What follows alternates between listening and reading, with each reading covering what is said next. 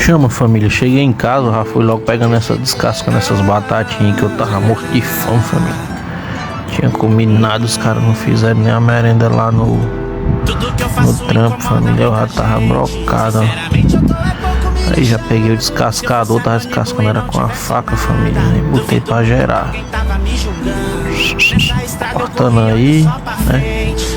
Ser rápido. Comecei a cortar aí, família, pra poder degustar, né, família? Aí já cortei uma, depois cortei a outra, família. Fui cortando devagarzinho mesmo, tá ligado? Devagarzinho pra ficar rocheida. Me comer com feijão e um restinho de arroz que tinha ali, né, família? O negócio tá certo. Aí já cortei, cortando mais, ó. Estamos cortando. E cortei a batatinha todinha, família, ó. Ficou top.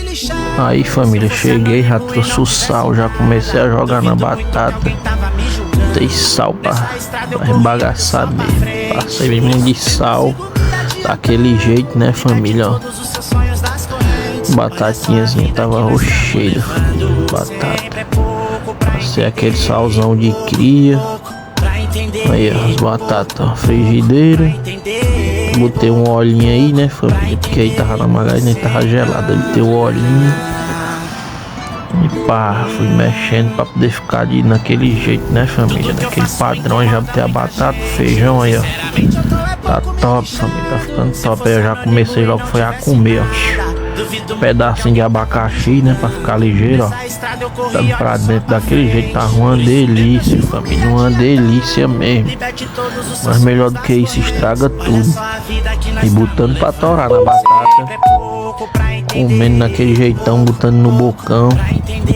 E tome batata e é isso aí, né, família? Tava muito bom, família. Eita, batata boa, família.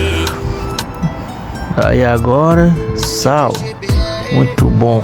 Chama na bota, família. É nóis. Segue nós, família.